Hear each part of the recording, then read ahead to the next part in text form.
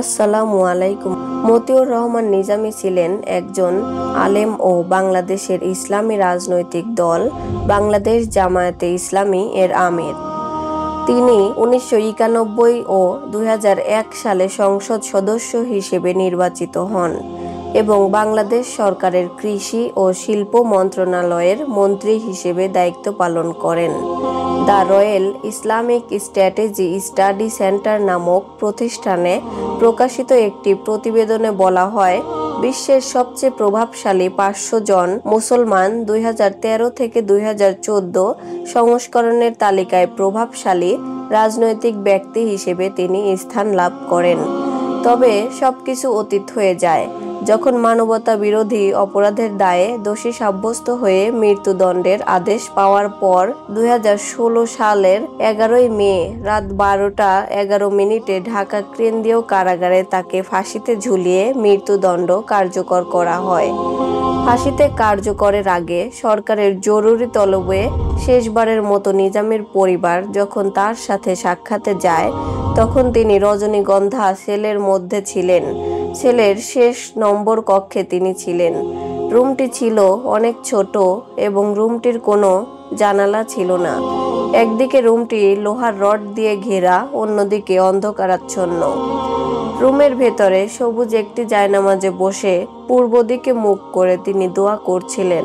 শান্ত ও স্পষ্ট ভাষায় আরবিতে দোয়া করছিলেন। খুব উচ্চ স্বরেও না, আবার খুব নিম্ন স্বরেও না। প্রতিটি বাক্যের মাঝে একটু বিরতি, এভাবেই দোয়া করছিলেন।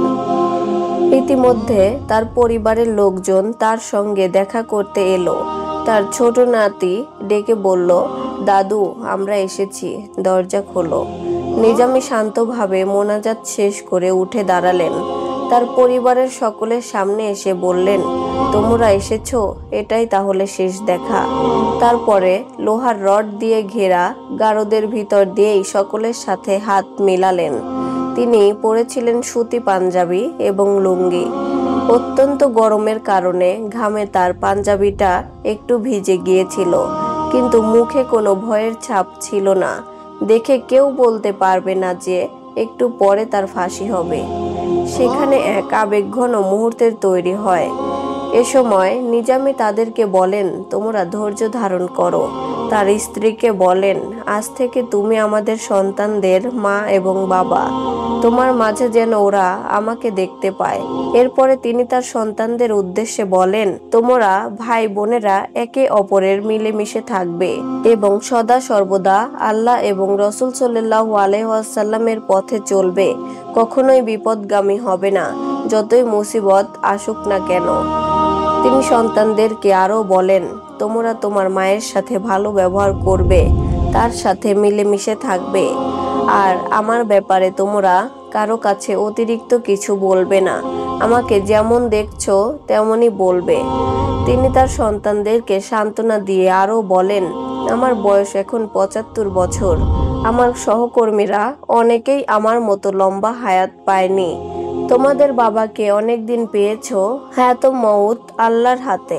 আল্লাহ রব্বুল আলামিন যদি আজকে আমার মৃত্যু লিখে রাখেন, তাহলে বাড়িতে থাকলেও আমার মৃত্যু হতো। তাই সব সময় আল্লাহর প্রতি বিশ্বাস রাখবে আর আল্লাহর শুকরিয়া আদায় করবে। এরপর নিজামী বিশেষ করে তার দলের নেতা সহকর্মীদের সবাইকে ধন্যবাদ জানাতে বলেন। সকলের কাছে দোয়া কামনা করেন। আল্লাহ তাআলা তার শাহাদাত কবুল করেন। তখন নিজামীর স্ত্রী বলেন, আল্লাহ রব্বুল আলামিন তোমাকে দুনিয়াতে সম্মানিত করেছেন, আখিরাতেও সম্মানিত করবেন ইনশাআল্লাহ। তার সন্তানেরা বলেন, কাল কিয়ামতের দিন আল্লাহ রব্বুল আলামিনের কাছে আমাদের জন্য সুপারিশ করবেন যেন আমরা জান্নাতে যেতে পারি। জবাবে তিনি বলেন, তোমরা জান্নাতে যাওয়ার মতো আমল করো, তাহলে ইনশাআল্লাহ জান্নাতে যেতে পারবে। এরপর নিজামী তার সন্তানদের জন্য আল্লাহর কাছে 2 হাত তুলে দোয়া করেন। মোনাজাতটি প্রায় 1 ঘন্টার মতো স্থায়ী হলো। আল্লাহ রব্বুল আলামিনের প্রশংসা এবং রাসূল পাক সাল্লাল্লাহু আলাইহি ওয়াসাল্লামের ওপর দরুদ পাঠ করার পর এই মোনাজাত সম্পূর্ণ করা হয়। নিজামীর কাছে সুযোগ ছিল রাষ্ট্রপতির কাছে ক্ষমা প্রার্থনা করার, সেই সুযোগ তিনি নেননি। কারণ জীবন ও মৃত্যু আল্লাহ রব্বুল আলামিনের পক্ষ থেকে ফয়সালা হয়। তাই আল্লাহ রব্বুল আলামিনের প্রতি পূর্ণাঙ্গ বিশ্বাস রেখে মৃত্যুকে কিভাবে আলিঙ্গন করতে হয় তিনি তা করেছেন। সাক্ষাতের শেষের দিকে নিজামী তার সন্তানদের বলেন, আমার ওসিয়ত আমার লেখা বইগুলোতে পাবে, তোমরা সবাই এই বইগুলো পড়বে আর সে অনুযায়ী জীবনযাপন করবে। শেষ পর্যায়ে নিজামী তার পরিবারকে জিজ্ঞেস করলেন দাফন করতে সাথে কে কে যাবে। নিজামীর মেজ ছেলে বললেন, আমি আর মোমেন যাব। তিনি তাদেরকে সাবধানে যাওয়ার পরামর্শ দিলেন। তার স্ত্রীকে রাতে পাবনা জেলার সাথিয়া যেতে নিষেধ করলেন। ছেলে ব্যারিস্টার নাজিম মোমেনকে জানাজার নামাজের ইমামতি করতে বললেন। সবশেষে তার বড় মেয়ে মহসিনাকে বললেন, তোমাকে নিয়ে আমি চিন্তিত, তুমি শান্ত থেকো।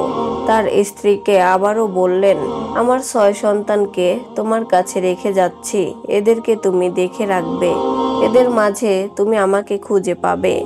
শেষ বিদায়ের সময় তার ছেলে নাজিম মোমেনকে জিজ্ঞেস করেন, ফাঁসির মঞ্চে তিনি পাঞ্জাবি পাজামা পরে যাবেন নাকি লুঙ্গি পরে যাবেন।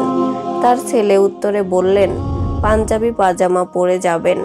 পরিবারের সবাইকে বিদায় দিয়ে আল্লাহ রব্বুল আলামিনের প্রাণে যাওয়ার প্রস্তুতি নিতে থাকেন নিজামী। জল্লাদরা যখন তার কক্ষের সামনে যায় তখন তিনি বলেন, আমি প্রস্তুত। এভাবেই বাংলাদেশ জামায়াতে ইসলামের আমির মতিউর রহমান নিজামীর জীবনের অবসান ঘটে।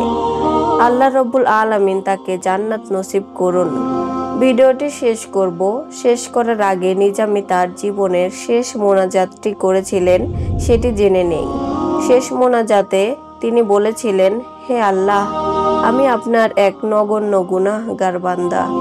তুমি আমাকে যতটুকু তোমার দ্বীনের খিদমত করার তৌফিক দিয়েছো তা মেহেরবানি করে কবুল করে নাও। আমাকে ইসলাম ও ঈমানের ওপর জীবনের শেষ মুহূর্ত পর্যন্ত টিকে থাকার তৌফিক দাও আর শাহাদাতের মৃত্যু দান করো। হে আল্লাহ, তুমি আমাকে এবং আমার বংশধরকে নামাজ কায়েমকারী বানাও আর আমাকে, আমার পিতা মাতাকে এবং সমস্ত মুমিনদেরকে কাল কিয়ামতের দিন ক্ষমা করুন। হে আল্লাহ, আমাদেরকে পরিপূর্ণ ঈমান দান করো এবং তোমার উপর সত্যিকারের ভরসা করার তৌফিক দান করো। আমাদের জিহ্বাকে তোমার সার্বক্ষণিক জিকিরকারী বানাও। আমরা তোমার কাছে তোমার ভয়, অন্তরে উপকারী জ্ঞান, হালাল প্রশস্ত রিজিক, সুস্থ বুদ্ধি, দিনের সঠিক বুঝ ভিক্ষা চাই। হে আল্লাহ, আমাদের মৃত্যুর পূর্বে তওবা করার তৌফিক দাও। মৃত্যুর সময় আরাম দান করো। মৃত্যুর পরে তোমার ক্ষমা লাভ করার তৌফিক দান করো ও দোজকের আগুন থেকে রক্ষা করো। শেষ দোয়াতে তিনি আরও বলেন, হে আল্লাহ, আমার হালাল জিনিসের মাধ্যমে হারাম থেকে বেঁচে থাকার তৌফিক দাও। তোমার আনুগত্যের মাধ্যমে তোমার নাফরমানি থেকে বেঁচে থাকার তৌফিক দাও আর আমাদেরকে তুমি ছাড়া কারো মোকাপেক্ষী করো না। আল্লাহ, তোমার নূর দিয়ে আমাদেরকে হেদায়েত দান করো। আমাদের সকল গুনার খাতা তোমার কাছে পরিষ্কার। তোমার কাছেই ক্ষমা চাচ্ছি এবং তোমার নিকট প্রত্যাবর্তন করছি।